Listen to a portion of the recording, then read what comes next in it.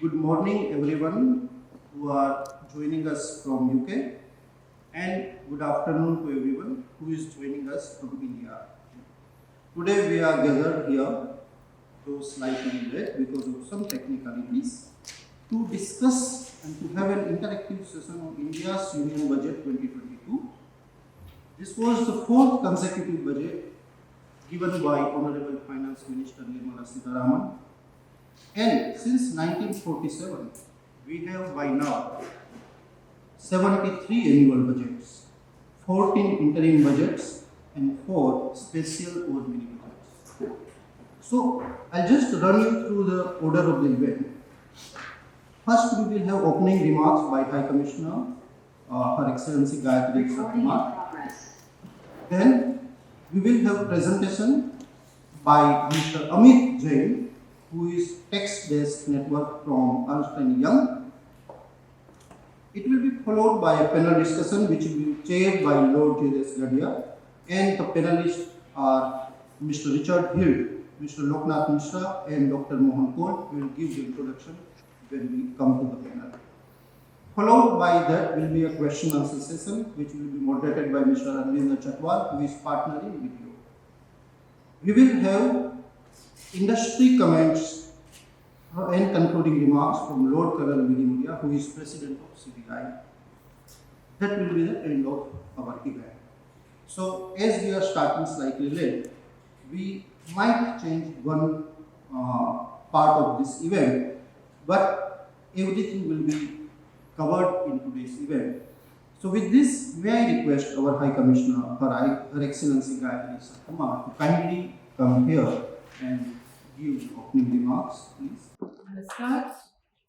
Esteemed guests, Lord Jitesh Gadia, Chair and Moderator of today's discussions, Lord Karan Villamoria, President of the Confederation of British Industry, distinguished members of the panel, Mr. Richard Hill, the Executive Chair of the UKIBC, Sri Loknath Mishra, Chair of the Financial Services Committee of FICCI UK Council, and Dr. Mohan Kaul, President, Indian Partnership Forum.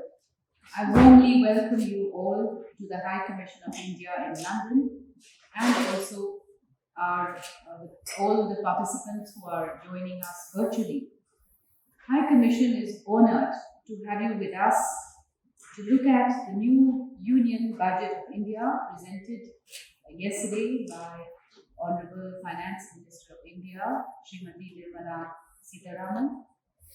To look at this budget from the point of view of UK and to identify incentives, opportunities and offerings that are most relevant to stakeholders in the post-Brexit partnership between India and the UK in the trade and economic sector. As Honorable Prime Minister of India, Shri Narendra Modi ji has commented at the start of the budget session yesterday, all eyes are on India today.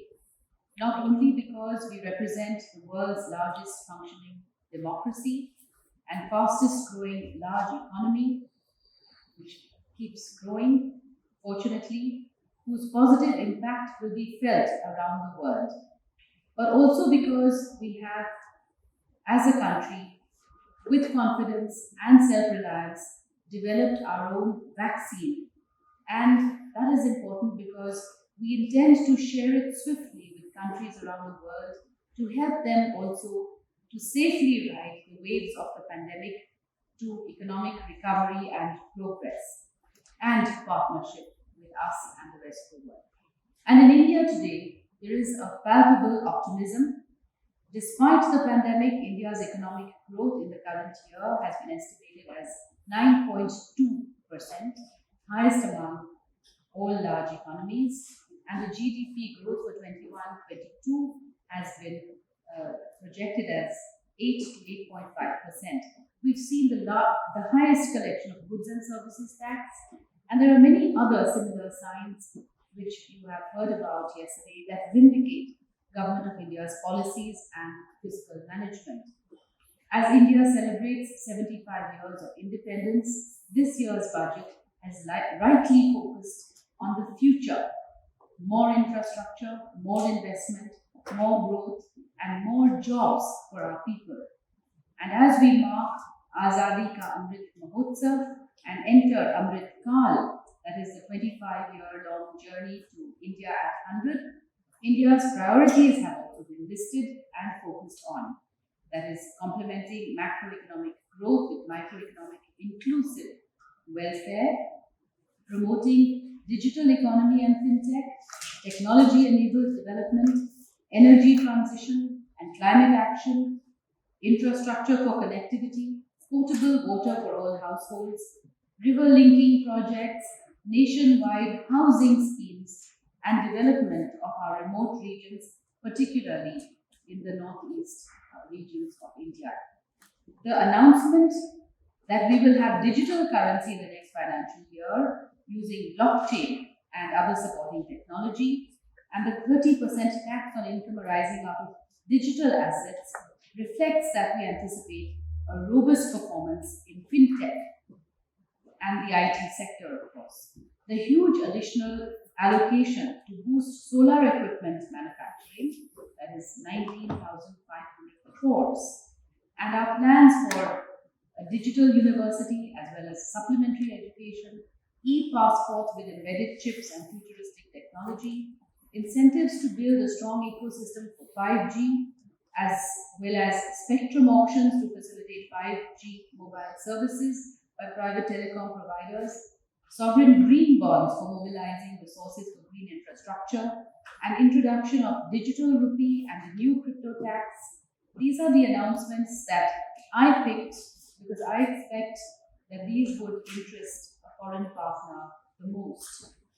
Our Prime Ministers have a shared vision of an India-UK prosperity agenda for our bilateral cooperation for mutual benefit and to partner as a force for good in the world. And that is reflected in the India-UK roadmap to 2030, which our two Prime Ministers had launched at their virtual summit in May 2021. And the roadmap is already well under implementation. It's full of initiatives and action points for enhancing trade and investment flows in both directions.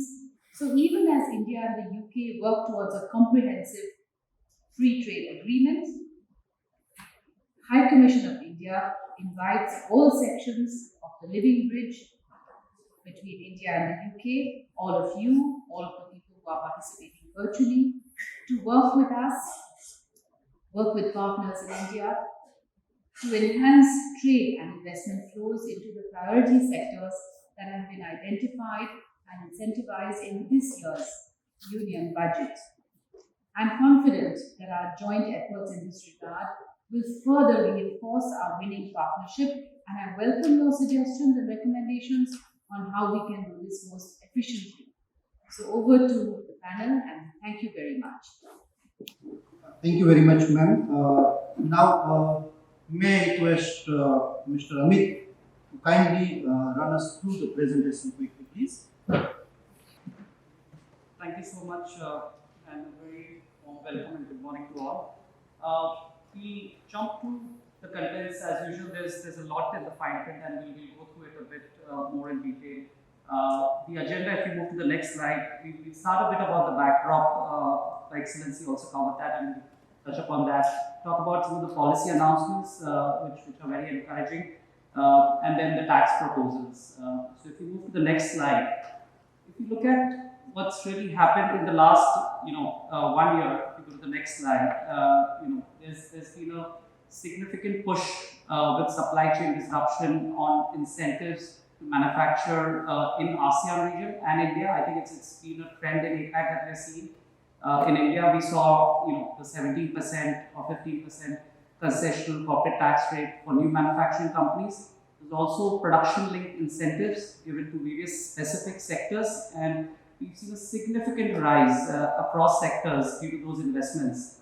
There was also finally some good news on the privatization, which probably was an area where we were looking more, and I think the Air India divestment, which got completed, and also the upcoming Life Insurance Corporation IPO shows the intent of this government that they are pretty serious on privatizing some of these large PSUs. On tax side, the kind of last positive thing on indirect transfer to really take away the retrospective application of it was to kind of drop all demands. So all the arbitration awards that were given were kind of confirmed to be paid out, to the respective players. So I think that kind of sent a very positive message, because that was causing some concern in the past.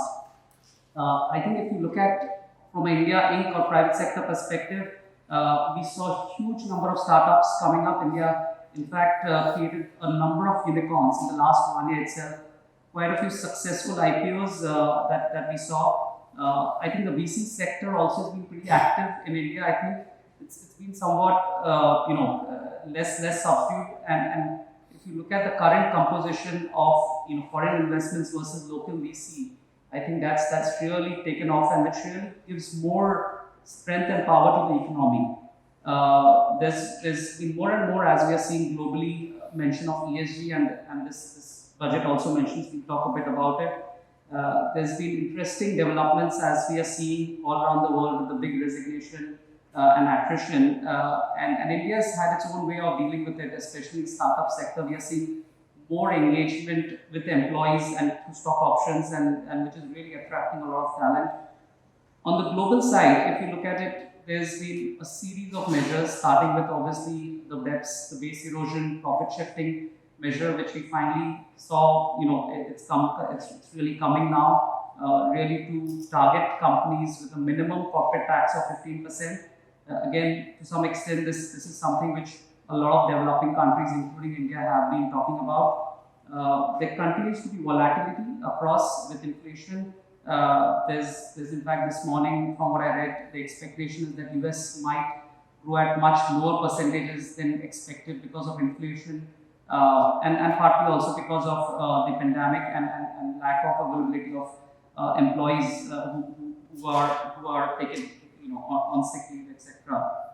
Cryptocurrency has been pretty much in every conversation. We couldn't have a conversation without that. There's more and more discussions around more regulations globally. To me personally, I think it was interesting that the finance minister made some tax rules around it that also kind of shows that they accept that it is a form of currency that is is getting used more and more. So there's some sort of acceptance there. Now, with that backdrop, if you look at the survey, and Her Excellency covered that, I think if you look at FY22, India has really come out of the pandemic strong. It was a strong growth of 9.2%. Next year, expectation is still to grow at 8%. If you look at across sectors, agriculture was grown in FY22 at 4%. Manufacturing was also at almost 12%, 11.8%. So is services. Even at the fixed capital formation, that's been pretty positive, with significant investments across, and revenue collection, as we discussed, tax, which we typically would look at. One of the indicators on how the economy has been doing has been pretty strong. Liquidity in the system has been pretty strong. We today have a 13-month plus forex surplus, which is again very, very heartening. This is more than the country's external debt. At the same time, I would say that the debt itself, if you could move to the next slide, please. Next slide, please. At the same time, I would say that the debt itself of the country is still below most developing countries and China. We are still at about 87-88%, but it is still one of the highest that the country has seen. And I do feel that the finance minister has been a bit conservative in really opening the purse, but I think as the pressure on interest payouts goes down, I think she's got a lot of cushion to actually do more, and that will be interesting to have that kind of ability. We spoke about capital markets, 890 billion raised out of 75 IPOs, so that's again shows the confidence in the market. Now, with that, if you jump to the policy announcements, I think this is if you go 2 slides ahead, please.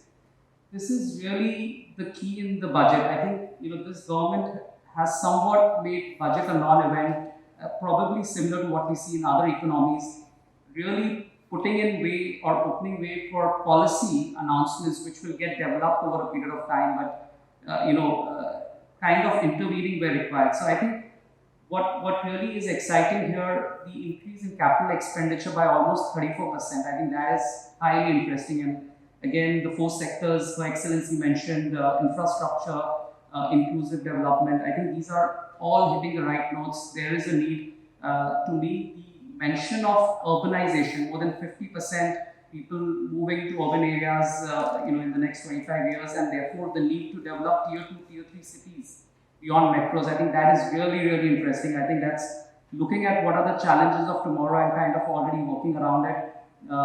If you look at, the mention of digital, probably this is one of the few budgets which has digital mentioned the most number of times. And really it shows that the government is moving forward towards that direction. If you look at even things like farming, they've spoken about drone technology, chemical-free farming. So I think there's a fair bit of emphasis on digital. Digital currency to be launched by RBI is another move again announced, which is quite interesting.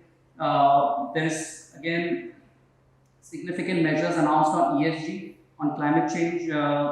Incentives announced on high efficiency modules of almost $2 billion, £2 billion. So that's again interesting. Battery swapping policy, I think that is the need of the hour for a country like India, and with the numbers and metros, that's beyond charging station. I think you need some really innovative ideas really to make electric vehicles work. So that's pretty interesting. Ease of doing business in India, and I was reading the budget documents. 25,000 laws have been scrapped in the last 10 years. 25,000. And more than 25,000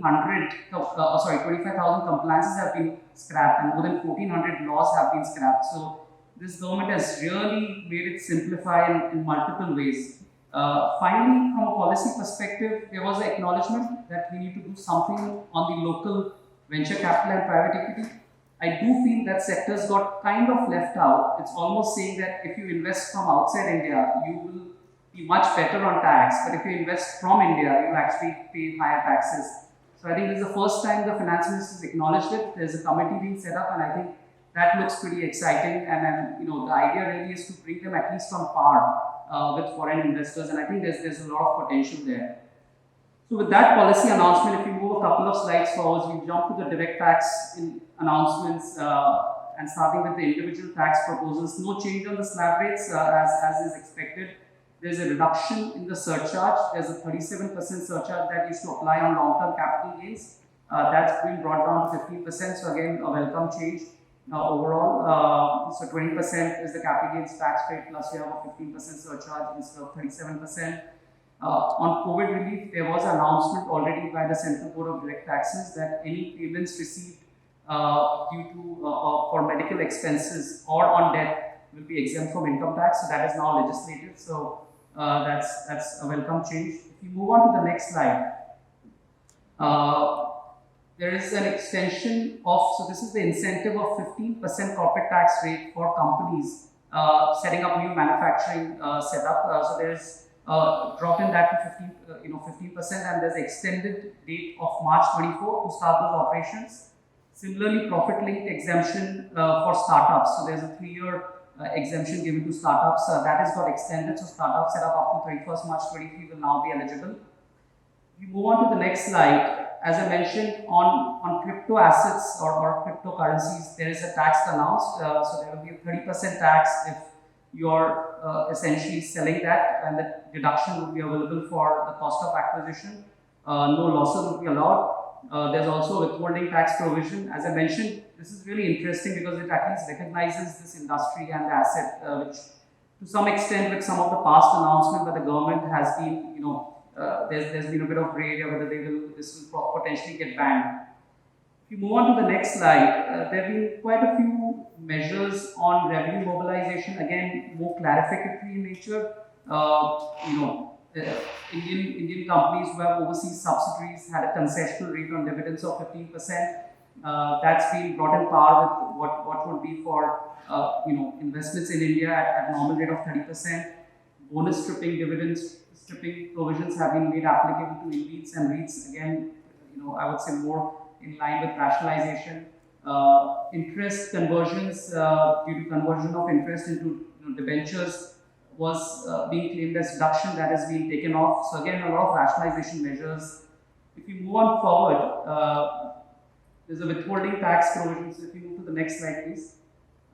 Withholding tax introduced on certain perquisites for business and professions. So these are, payments or non-timed perquisites that are perquisites in times which are given, especially we see a lot in the medical industry where there's a withholding tax provisions introduced.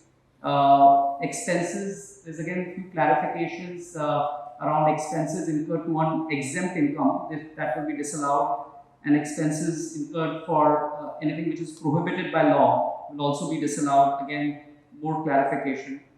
If you move on to the next slide, the withholding tax on sale of immovable property was linked to consideration. They've said now it's linked to consideration or the stamp duty value, whichever is higher. So again, something which is anyways applicable as far as taxability. They've just linked it to the withholding tax provisions. If you move to the next slide, there's some ease of compliance to allow 24 months to file a revised return or to file a fresh return. So that's welcome news. Earlier you had to file it within the same assessment year, the year following the tax year. So that's helpful for taxpayers.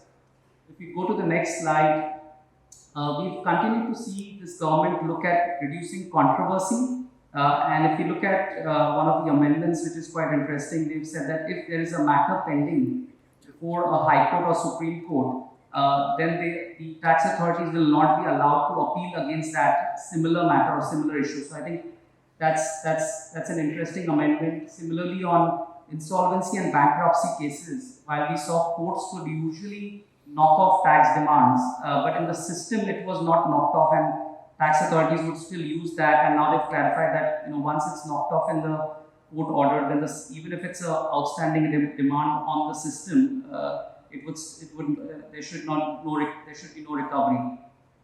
If you move on to the next slide, there have been some rationalization measures around non-filing of returns. So if you don't file a return for 2 years, then there's a higher TDS or withholding tax applicable that has been reduced to 1 year. There is also some clarification for taxpayers who are subject to very low taxes or no taxes will not be such powers will not be applicable to them.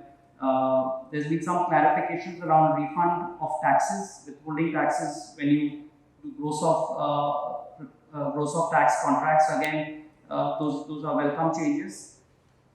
If we go on to the next slide, there have been some clarificatory changes on reorganization such as slum sale or demerger, which are welcome, to clarify that there was a lack of clarification that whether the successor steps in the shoes of predecessor for any compliance is done by predecessor. So they've clarified that the successor will deem that whatever the predecessor has complied will apply to the successor. So that was a lacuna, and that's got clarified. Similarly, goodwill reduction, which was amendment last year, they've made some clarification that any change in the block of asset will get reduced from the block and considered as a transfer. Again, should be tax neutral overall. If you move on to the next slide, on public sector divestment, there's a clarification that if there are losses in the company, and typically when you divest more than 51%, you lose those losses. They've clarified that you will not lose the losses as long as the holding structure remains the same, right? So if the subsidiary has losses and you acquire the holding company, that should not result in lapse of losses, possibly targeted towards the Air India transaction and other future transactions. So that's again a welcome change to be made. If you move on to the next section, so those are the direct tax proposals. Some indirect tax, again, no significant changes. I think what I would say is that the GST regime and the working of the GST Council is really become pretty much business as usual. There's a series of clarifications, and they really made, since 2017 to date, GST far more friendly and far more digital. So the changes, if you look at customs duty, are really around Make in India, so promoting local manufacturing and somewhat, levying higher customs duty on imports. I think this is one area where there could always be a policy level discussion that is India still ready to locally manufacture certain products? So if you look at some of the solar industry components, maybe there's still lack of local capabilities, and probably it could be a preemptive measure to increase the duties already. So maybe there's a calibrated approach required there. There have been few procedural changes around some of the investigation measures, etc. So again, I'm not going to go into a lot of detail with that. On the next slide, on GST, I think this is a significant change where input tax credit generally was available. So any taxes that are charged by a supplier to the customer gets a credit of the same as long as the supplier has filed a return. Now they've put in a further obligation that the supplier should have actually paid those taxes. I think this is a significant change, and the current system doesn't allow me to check whether the suppliers paid the taxes or not. So there will be some sort of revamp which we have to wait and watch. But this is to some extent significant change. Understandably, this is potentially due to certain fraudulent measures that were happening. But I would say this is probably one of the biggest changes in GST. If you move on to the next slides, again there has been certain relaxation on time limits on filings which are welcome. There have been certain requirements that you have to consecutively file each month's return, and if you miss a single month, you will not be allowed to file the next month. So that's again more procedural clarifications which have come in. If you move on to the next slide, there have been some clarification around GST refunds, which was not clear as far as SEZ suppliers are concerned, so they've put in a date for that. So that's it on the tax proposal. As I said, devil is in the detail. Big picture, I think the incentives on manufacturing and the incentives from PLI are very interesting. The investments focused on the four sectors, and especially infrastructure and inclusive, are most interesting. And as I said, I think it's a lot to do with what comes in the coming days. As we see more details on those policy, and as usual, the implementation. Thank you so much. Thank you, Amit. Now may I invite Chair of the panel, Lord Julius Vadia, please.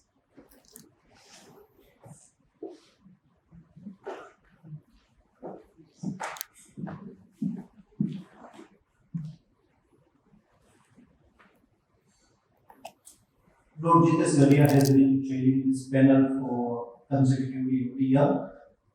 Maybe fourth consecutive year, Lord Vadia has all budgets of Finance Minister Madam Nirmala Sitharaman has been analyzed under his panel.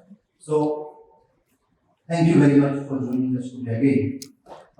Then I will invite Mr. Richard Hill for me, who is Executive Chair of UKIBC.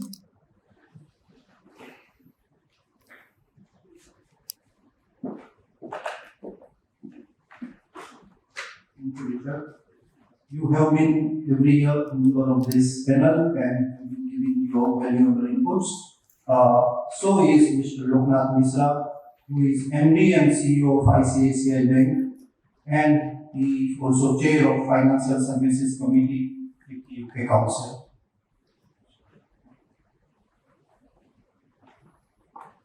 Thank you, Mr. Loknath Misra. Dr. Mohan Kaur, who is President of IPF Indian Partnership Forum. He has been a valuable contributor to this event as well. Dr. Kaur, may I also request you to please take chair.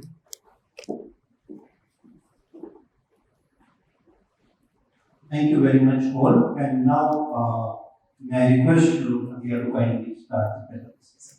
Thank you, Robert. Good morning and good afternoon to those who are joining from other time zones. And thank you to the Indian High Commission for hosting what has become a bit of a tradition following India's annual budget statement. And it's an honor to be invited again to chair this post-budget discussion together with familiar faces, my friends Richard Hill, Loknath Misra, and Mohan Kaur. This is Prime Minister Modi's 10th budget since coming to power, and the 4th budget for Nirmala Sitharaman since she succeeded Arun Jaitley in 2019, and it makes us all proud to see a female finance minister in India, just as we have a dynamic female high commissioner posted in London. There's been no shortage of advice and recommendations in advance of yesterday's budget. The government has rightly chosen the current budget to indicate continuity, stability, and getting it ready for a growth on a medium term and on a futuristic basis. So it is not a short-term budget. Of course, the whole focus, given the pandemic situation, what we have gone through, is in terms of capex on infrastructure and logistics.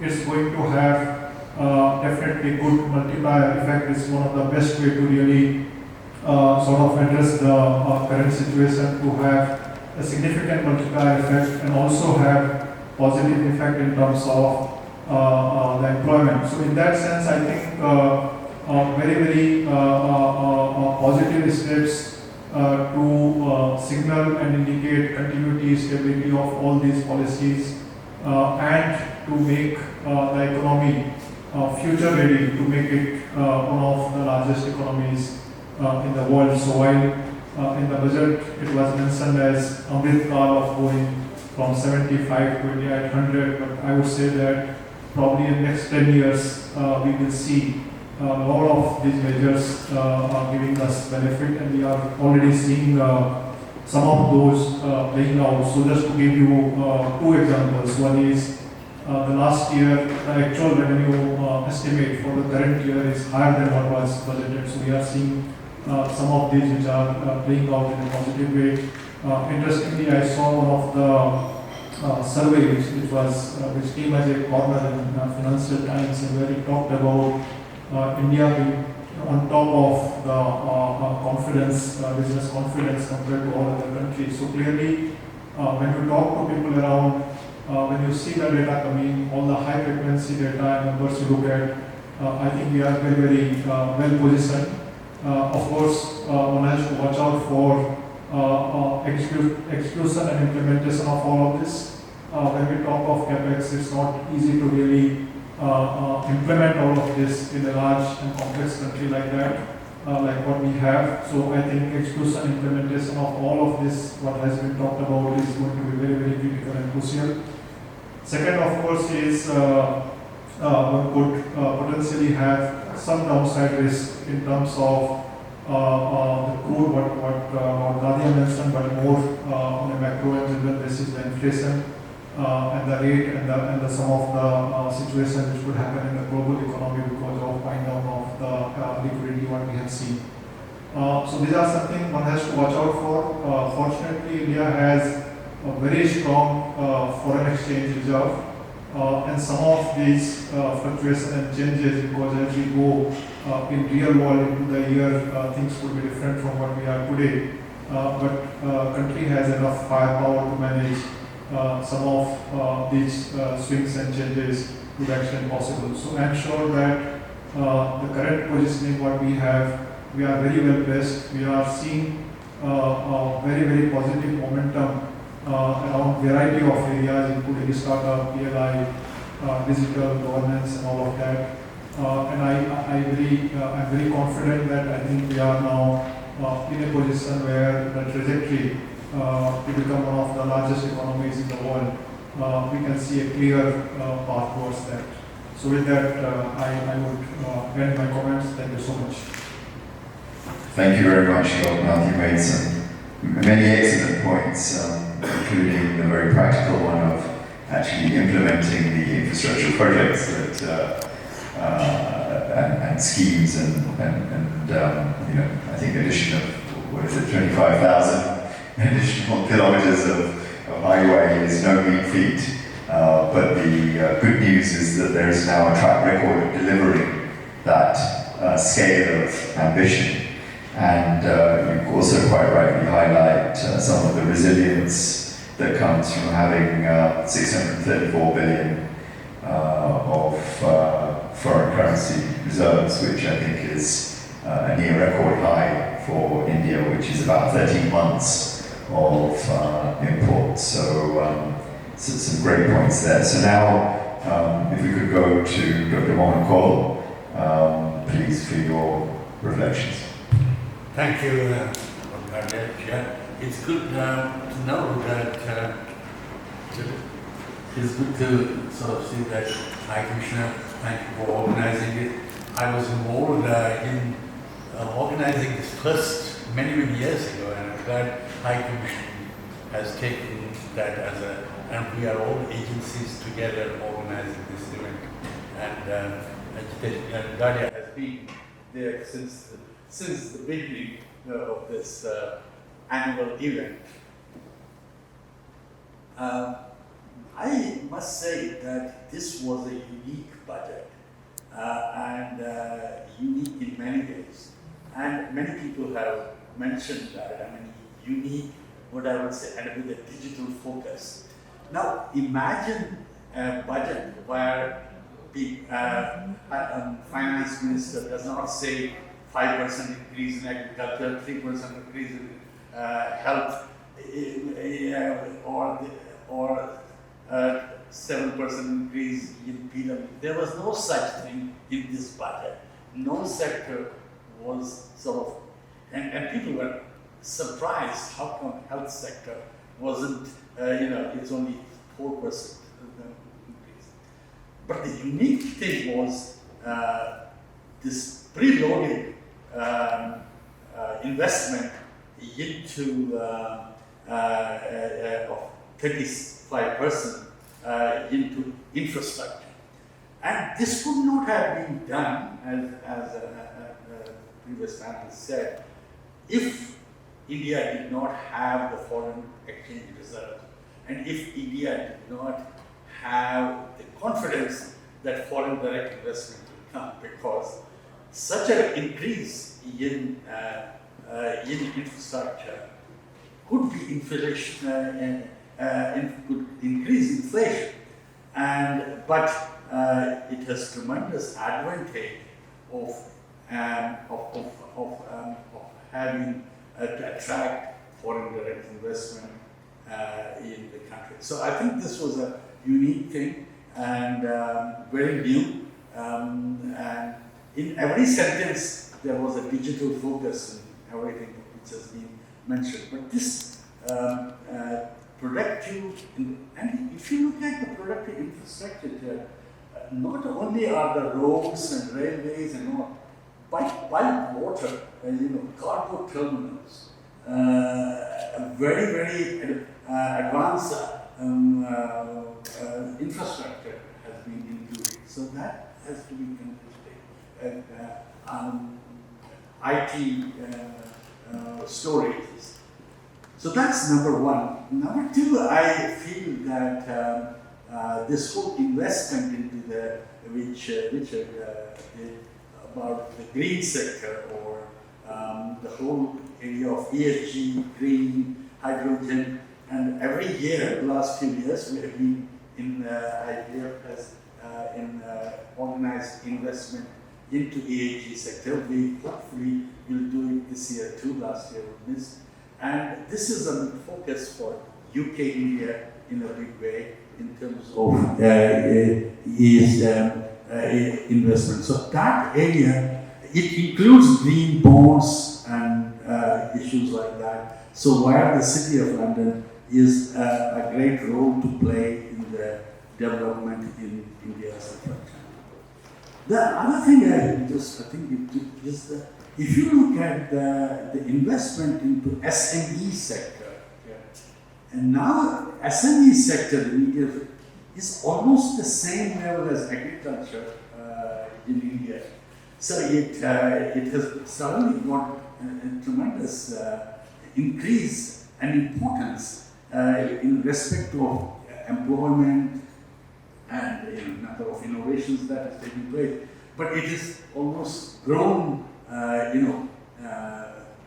now much beyond that what it was there. And as I said, even higher than agriculture. So that was another thing which we need to understand because that will give us major. Again, the other issues like education, you can set up this has been, we've been talking about it every year, and we feel this year, this whole question of digital universities and all that has been. Then, I think Chair also alluded, which I was want to say is the gift city. And actually, while coming here, I got a phone call from the gift city saying that the universities can now be set up. Foreign universities can now be set up in gift city for education for Indian students. We have been talking about investing in gift city for foreigners, that is foreign direct investment for local investment, but we have not got an answer till now because you invest in gift city for investing in foreign markets, not in direct market. But I was told this is a major change, which is that now you can set up a fund now in gift city for use for investment into India, as long as the Indians are not investing in it. It's only foreign investment. Lastly, I just want to add what was missing, I think, which earlier we had also last few years talking about. One was the investment in distressed assets. We have been always talking about distressed assets and how government can get rid of these. And somehow there was no mention of that, but as you know, High Commissioner, we have organized distressed assets every year, and we hope to organize there. So that was maybe that was missing. And also the what was missing was candidates for privatization. There was no mention of any public sector entity for privatization. Maybe it will come, but there was not a do. And so, and lastly, which is not was, we always talk every year, then that how do we get some special concessions for NRIs or in investment into India? I mean, we have raised it every year, but apart from 10 NRIs who are here, be able to get some more incentives in investing in India. Thank you. That's Great. I think on the NRI point, actually, I think my own view on this is that the best focus is just on the ease of doing business for everybody, not just NRIs. So maybe if I can just pick up one theme, because I am going to ask Lord Karan Moria, my colleague, who is the president of the Confederation of British Industry, maybe to share some observations with us, which we can then reflect on. And I know that there are a number of questions that have come through from participants as well. So we may take a little bit of a detour to listen to Karan's observations and then resume with Q&A. Karan. Thank you very much, Jitesh. Thank you, Lord Guardian. Thank you to the panel, and I've listened to everything that you've said, and also gentlemen from EY. I'm an alumnus of EY, so very good to hear your assessment as well. And thank you to Her Excellency, Gayatri, for your opening remarks as well, and to organising this section's event. If I may just, building on what Jitesh, you and your panel have just said, and what the High Commissioner has said, just a few things for you to consider and to highlight. I've said for many years that India is a global emerging economic superpower.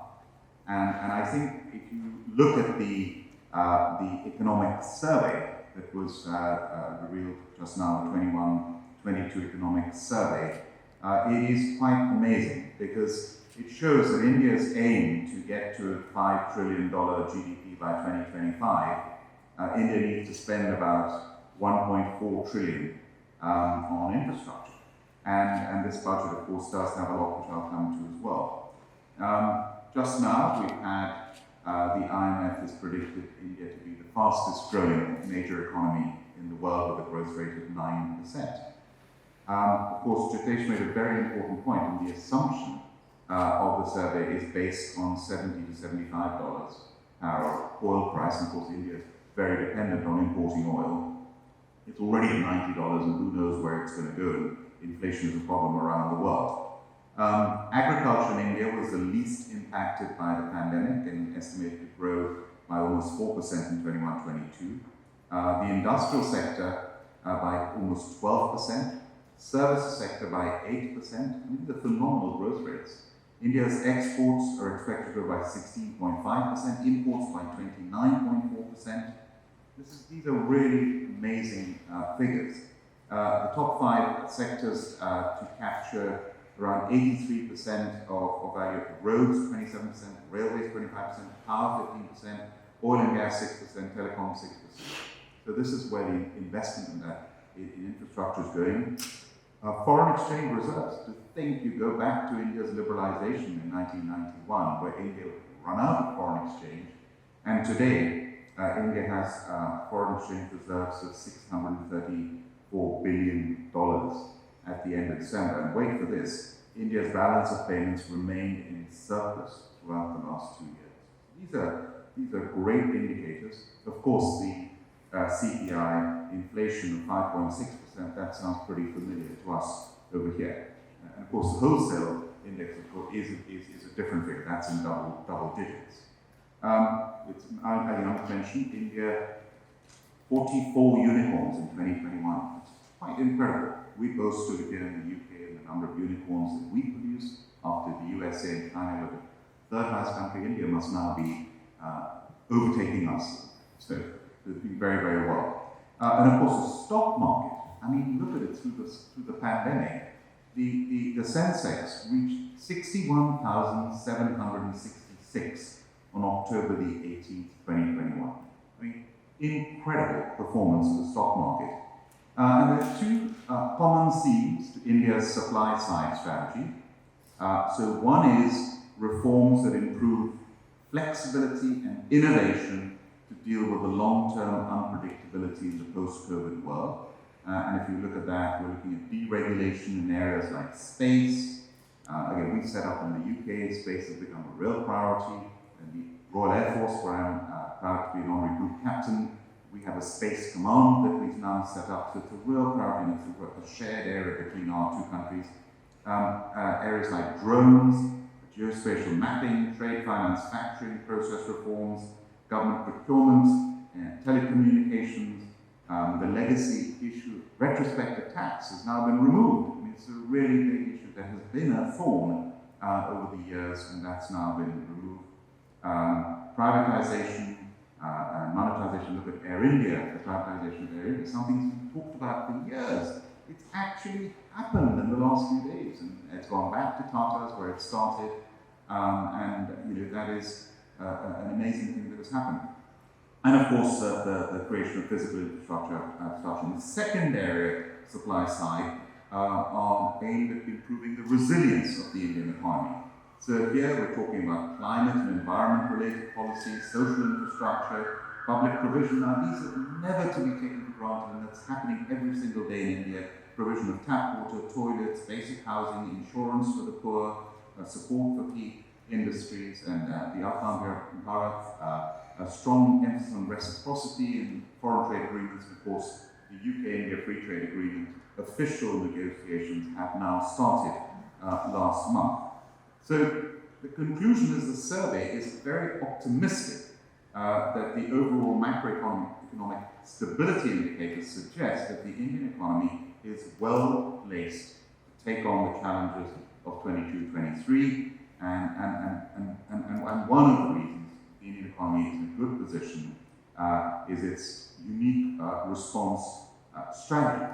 And if I look back to a year ago, I remember very clearly we had an event with the CII, Lakshmi here, and with the Indian official who was in charge of the budget. And I can picture this event as a virtual event.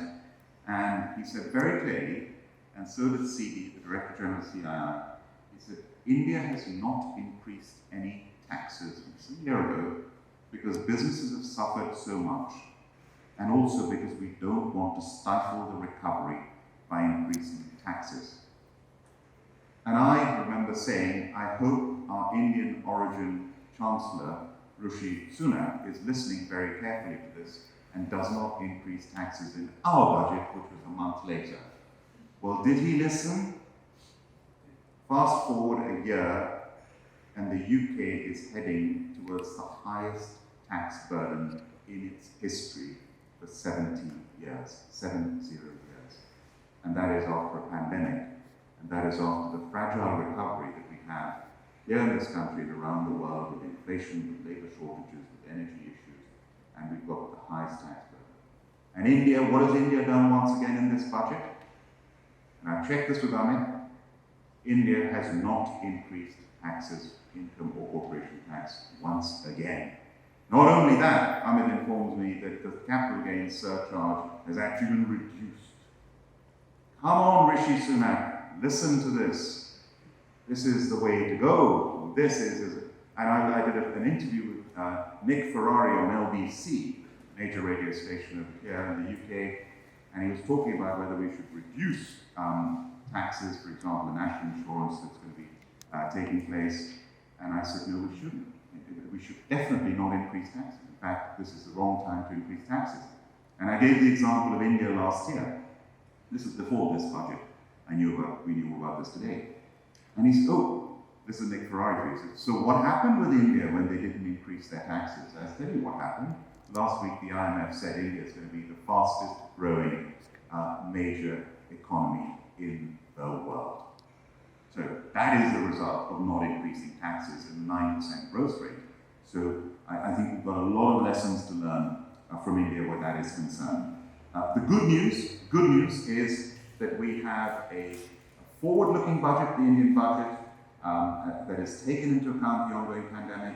The UK and India now with our free trade agreement. It's great. The 4 pillars that have been touched on with the PM's speed, power, transportation and connectivity enhancement, the Gati Shakti, inclusive development, productivity enhancement, investment, sunrise opportunities, energy transition, climate action, and financing of investments. This is all fantastic. In fact, it's been dubbed as the booster shot budget, and strengthening sustained momentum towards growth, investment, jobs, infrastructure. It lays the foundation and steers the economy from India at 75 years to India at 100 years going forward, focusing on upcoming sectors and digitization. So the capital infrastructure investment of £75 billion, the rationalization of customs duty, the extension of time, setting up new manufacturing companies, and of course the groundbreaking digital currency and digital tax, which I think is the first in the world that this has happened. Maybe I can be corrected on this, but to my knowledge, it's the first time this has happened. India is breaking new ground. The other aspect is the ease of doing business and the ease of living. This is really important as well. The process of reforms, simplification, standardization, promotion of trust-based supervision for businesses. The CBI in India has been lobbying for this change through our flagship report, Sterling Access, in 2019 and 2020, and this is great news. And of course, for the Indian community abroad, for all of us, the 1.5 million of us here, for example, you've got the digital rupee, you've got the reduction of costs of cross-border remittances, the e-passports, the Make in India and defense, again, the issues over there, and the special economic zones. Education, great announcement that foreign universities will now be allowed to start in. This, of course, is Chancellor University of Birmingham, something we've been pushing for a long time. Maybe the panel could discuss exactly when is this going to start, which universities, is it going to be the top 100, the university in Gift City to be open, etc. That needs to be looked at, and a digital university has also been announced, which is really good news for within India. And then Amit's point as well, about the reduction of 25,000 compliances scrapped, 1,400 laws scrapped, which was all great news. Our CDI members in India, Vodafone India, they said budget 22-23 will drive digital economy growth in India. It will accelerate services. Govind Rajan, V. Govind Rajan, Managing Director of Spire Exarco in India, there's continuity in the budget, meaning the government is not changing their mission. Huge investments and very positive. Shankar Gargyapati, the country manager and CEO of Lloyd's, we're encouraged with the level of capital expenditure, we're encouraged with the arbitration. But, and there is a but, the but is, he says, we're disappointed that there are no proposals to address the corporate income tax disparity for foreign branches of banks, and therefore we remain at a disadvantage to our domestic peers. And this is something I hope India will listen to. So to conclude, this is a great positive budget that I have taken out in the Indian government's report that has been provided to us is also excellent in summarizing so many. And I just want to conclude with the climate change and environmental incentives in this budget as well, which I think are fantastic. Because at COP26 in Glasgow, which we hosted here in the UK, India not only committed to net zero, they gave a date of commitment, but India also, in solar power in particular, led the world. And I see huge potential for us to collaborate in that area. So there is a budget that I'm very happy to hear. And once again, I do hope our Chancellor is listening here in the UK. Thank you very much. Thank you, Karan. I think in the interest of time, what we'll now do is ask Arvind Chatwal, who's a partner of BDO, to pose some of the questions that we've been receiving online. Thank you, Lord Guardian, and thank you, Your Excellency. First of all, I'll make sure to say congratulations. I think I worked out that's 4 slides per minute, so how you rattle through that is absolutely fantastic, on budget, on time. I've kind of grouped together some of the questions we've got from the audience, and I'll just ask while you're online to please keep sending those through. They're coming through to me live, so we can pick those up. The first one I wanted to pick up, and I know it was mentioned by Lord Guardian, I know Lord Nutt, you mentioned as well, the infrastructure being kind of 4 key pillars. There's a staggering amount that's been committed to capital expenditure post this. What do you think will be key post this in terms of actually making a success of that? What really needs to happen post this budget for the from an infrastructure perspective to actually make a real success of it? Who wants to take that first? I'm sure others will have views. In fact, the interesting thing is that the budget allocation is, in a way, a fraction of actually what does need to be done in the years ahead, but nonetheless, it builds on previous years of execution. So in areas like rail and national highways, I think there is now a much sort of more developed execution capability. It's really in some of the new areas that there will probably need to be a discovery process. So obviously there's a lot of intention around port terminals, and that I think is very welcome. Obviously around the green infrastructure, some of it has technology risk, some of it has less technology risk and the manufacturing risk. So all of these things, I think, will have their own individual element of executability. So maybe I should ask any of the other panel members if they want to add to the response on this.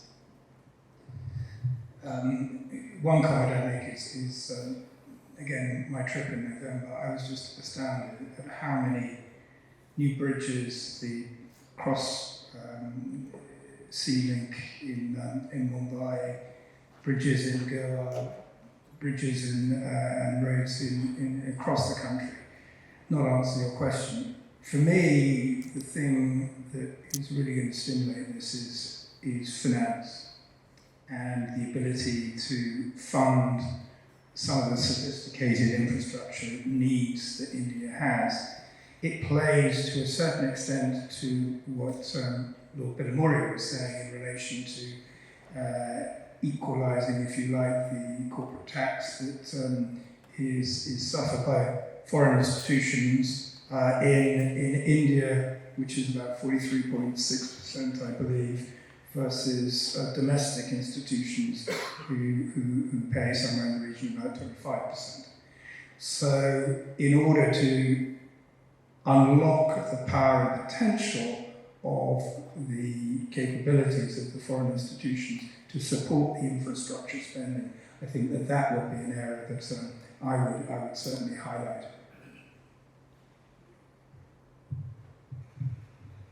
Yeah, I just add on to that. In my mind, I think the bigger challenge, of course, in addition to finance, will be in terms of sheer execution of this scale of capital expenditure. And of course, we have some good track record in terms of roads and railways, but some of the other areas probably a lot more hard work will have to be done by a variety of stakeholders to just physically enable, plan, execute the whole capital outlay that has been planned. As we say, corporate world, I think strategy is only half of the thing. I think a lot more depends on how we execute it. I'm sure what depends on that. Yeah. I think that's on CapEx. Richard, I know we were speaking before about defence, and it was really, I think that's a real key sector between the two countries, in particular on supply chain within the defence sector. There's been a number of changes over the years in various budgets with regards to offsetting policies, Make in India. What do you make of some specific changes yesterday with domestic production going out from 58 to 68%? Well, first, I think that the amount of focus that was given to the defence sector in the budget was probably one of the higher of the sectors in absolute terms, maybe not in relative terms, but in absolute terms. The self-reliant India policy is very firmly embedded in the defence sector in India. The movement from 58 to 68% in terms of domestic spend in the capital programme is something that I think we should be embracing for the simple reason that encouraging domestic production, encouraging collaborations, joint ventures, technology transfers between foreign companies, UK companies and Indian companies is something that is very much in line with the way the UK and India are thinking at this present moment in time. And we're talking about MSMEs, we're talking about people who are providing systems on systems, we're talking about electronics, we're talking about the kit and the wiring that goes into the actual build. The other point that I make in relation to the announcements that came out yesterday, which I also think were equally, I think, positive and exciting, was the amount of the defence spend, defence budget that was earmarked for private sector involvement in the design and development of platforms, military platforms on a collaborative basis. And it involves academia, it involves corporates, but it involves the private sector. And I think that's a real way forward and really positive. And again, it plays to the strengths that the UK has and the collaborative arrangements that it can put in place with its Indian companies, Indian friends. Well, I just say that I do think in a sector like defence, it clearly needs and requires a good government-to-government framework under which a lot of collaboration can take place.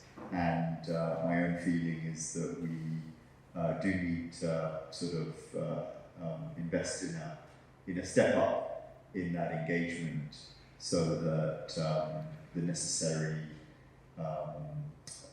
flows of intellectual property and technology can happen in a way that both sides can be comfortable, because I think that is actually a key to unlocking a lot of future activity. And I hope that during the course of 2022 that we will see progress on that, and I hope that, you know, I don't think we've seen an Indian Defence Minister visit the UK for years and years, if not decades. If you look at ease of doing business, you really do have to drill into each element, and the good thing is that India is sort of, you know, live to that, but also in the recent past has been rising up the ranking, so it shows that there is some conscious effort to actually improve each of those items.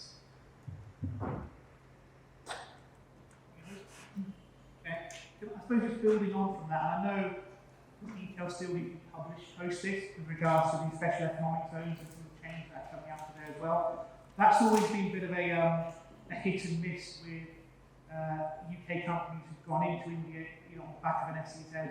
I know that's still very much fluid out there, but I don't know, Richard, any kind of thoughts from you about what was announced yesterday and you know, how that could help?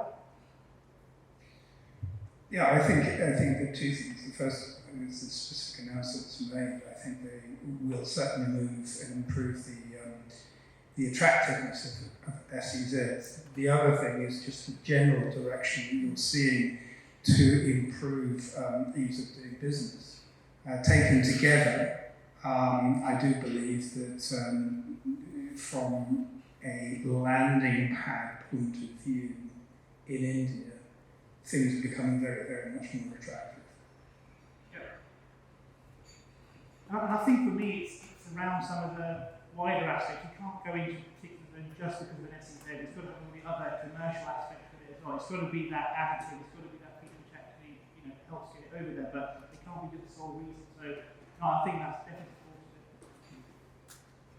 Yeah, I mean, historically, these, you know, some of the tax arrangements or tax concessions made by the states have been an important part of, you know, of the FDI coming into these SEZ areas, and just the overall tax environment that is specific to that. So that has been, you know, we have to be honest, one of the drivers, but also just the availability often of the land in the, you know, right position, the logistics, and actually one of the things I would love to see between the UK and India, because, you know, the UK is still actually on an early journey with free ports. So actually this is an area where we've got the ability to learn from each other, and I would almost say that learning is the other direction. I think we in the UK, if we're going to make a success of free ports, and we're talking on a day when there is an important announcement about levelling up, which is you know, a key part of the UK government's agenda, and clearly free ports are part of that. So actually, I think we should also be learning some lessons from, you know, what has worked and not worked in India as well. I think that's a great point. And I remember the middle of last year we had with the HCI and FICCI, we ran a solo roundtable, which was looking at port cities. Obviously, that was at the time when the announcements were being made. And I think we talked about twinning Southampton and Mumbai. You know, what can we learn from those aspects? I think, yeah, there's some, you know, there's definitely some kind of practical pieces, but one area where we can definitely collaborate on that side. Look, not be surprised to you. I've got loads of questions on cryptocurrency. I'm sorry, I'm a simple auditor. I can't actually understand half of them, but can I kind of come back with one in particular? But what do you make of India issuing a digital currency? What's your whole thoughts around that process? Sure. Thank you.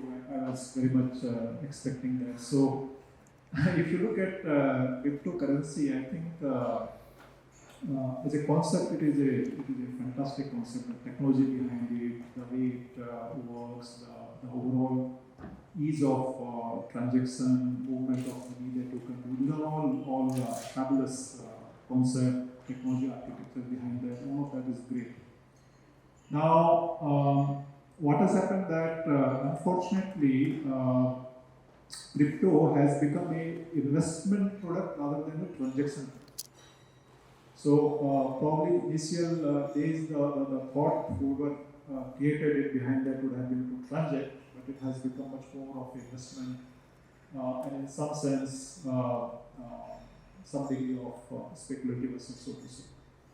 But as I mentioned, the technology behind it, the blockchain, the technology, the whole ease of transaction and the benefit that one can derive is very high. So that's why it's no wonder that a lot of countries are going with the idea of a digital currency of their own, including China and UK. This will have two benefits compared to what we have currently in cryptocurrency. One is, of course, it will be blessed by the central banks, and hence it will have much more acceptability as a regulated currency, so to say. And the second focus of this compared to the current version of cryptocurrency, what we see, would frankly be enabling and facilitating transactions. So, as you know, in India, fortunately, we already have a very, very robust digital financial transaction ecosystem. For example, UPI has hit a record in terms of number of transactions which happens through UPI.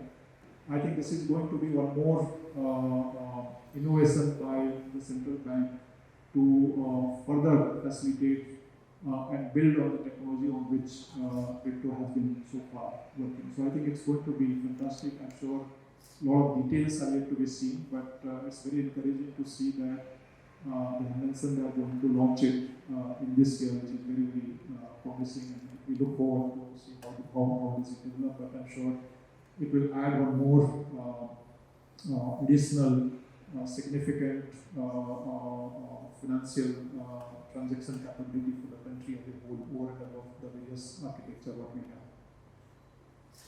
I mean, if I can just add to that, I have a slightly more cautious view on central bank digital currencies, only because I think, and actually one of the things we may do is we've just, the House of Lords Economic Affairs Committee has just finished an in-depth study into the subject and has published a report, a very thoughtful report, and we should probably share that with the RBI, because actually what we've got to be careful of, and many central banks around the world are looking at this, including the Bank of England here and across the world, is if you create a digital currency, does it have unintended consequences, particularly in times of financial stress? So just to give you a very brutal example, if, for example, the financial system is under stress and banks were seen as, as we had in 2008, under pressure and there are potential runs on banks, then you could actually see an acceleration of currency moving into, depending on how it's structured, into central bank created digital currencies, and you could accelerate and amplify instability in the financial system. So these issues have been looked at carefully by a number of people around the world, including this particular group of my colleagues, and I think, immediately after this, I'll make sure that our High Commissioner is able to share that report with the Reserve Bank of India, because these things have to be done. I think if they're new, you've got to think through them very carefully. Absolutely. Push for time, so last question I've been given is for each panel member, and it's a real quick word answer. So I think the budget's always seen as a bit of a Diwali for tax professionals, in terms of gifts, etc. that comes out from there. Can you tell me what was your highlight from it? What's the kind of what gift it's given, and what did you not get? What would you like to see in it? Perhaps, Paul, do you want to start? Well, I think what it gave, as I said, was this idea of preloaded infrastructure investment was unique in a way. It is a unique and it is a risk-taking kind of ability to demonstrate that that the economy has arrived and it can take the risks of that. It would not have happened in India. What we missed was probably is basically with the recent privatization of Air India and many other, we were expecting a divestment plan for key industries, which didn't happen or may happen probably down the line, but that was absent in Thank you. I would say that the gift is that there is nothing new. As Lord Biliboria said that the numbers and rates have not increased, so that is a gift.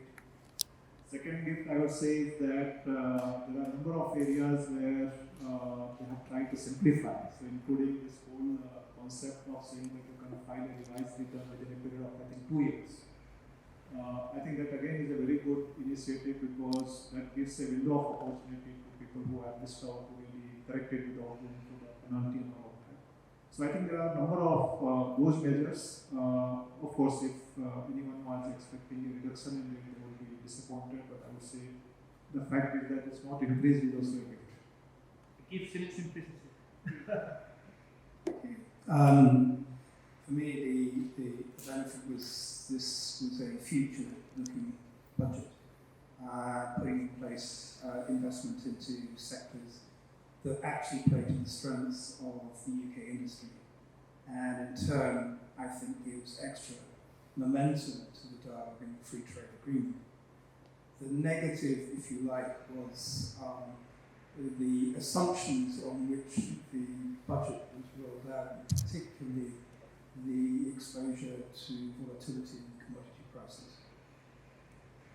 So I'll just add maybe a couple of slightly different things. I had many of the things that the other panelists had, but in terms of something that caught my attention, which I really liked, was what happened around the gift city, because that clearly had a UK sort of contribution towards it, and I think it sort of exemplifies that you can take, when you're taking certain new measures, being able to experiment a little bit in a particular area or a defined area, or effectively it amounts to an SEZ is very helpful.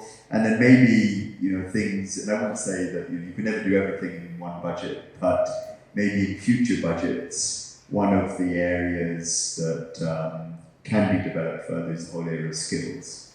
Because I do think that education budget has been increased in this current statement, but I would just like to see that translation from sort of academic qualifications into usable, tangible skills, because that will remain one of India's biggest challenges, into turning its demography into a true dividend. Thank you very much, everyone. That's it for questions. I think there are some of the questions which were specific, which we will come back to you post this with a copy of the report as well, but thank you. Can I make a comment? Sorry, please. Hi, Commissioner. One of the things I was talking to the panel is what we saw in this, that the UK has lost the privilege of being one of the, at least the five, biggest trading partners. If you look at the investment, foreign direct investment to India, it is US, it is Singapore, it is Japan, it is UAE and other Mauritius, and UK was there, but I think it is, if I'm not correct, it has now gone to 6th place.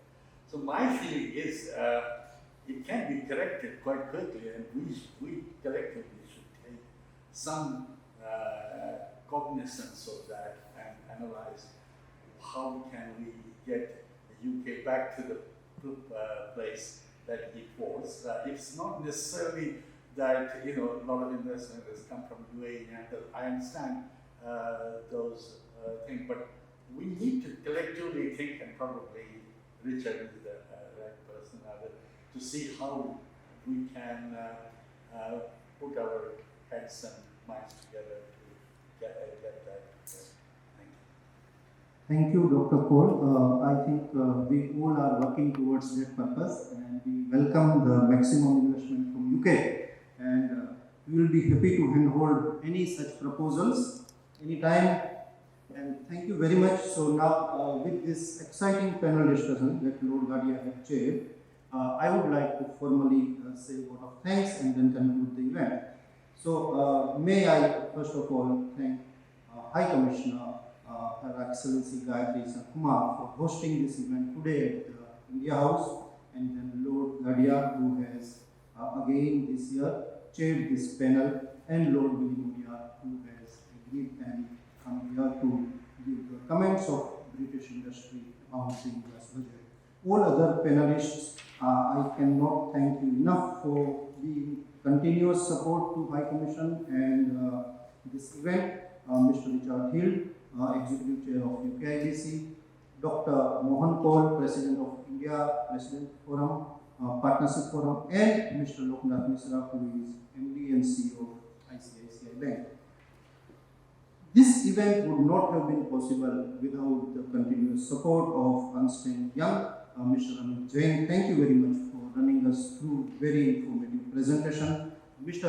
Arvind Chatwal, for your question answer session, and also the post-event report that you are preparing with your team of video. Thank you very much for that. We will share it on our social media and to those who have registered with us.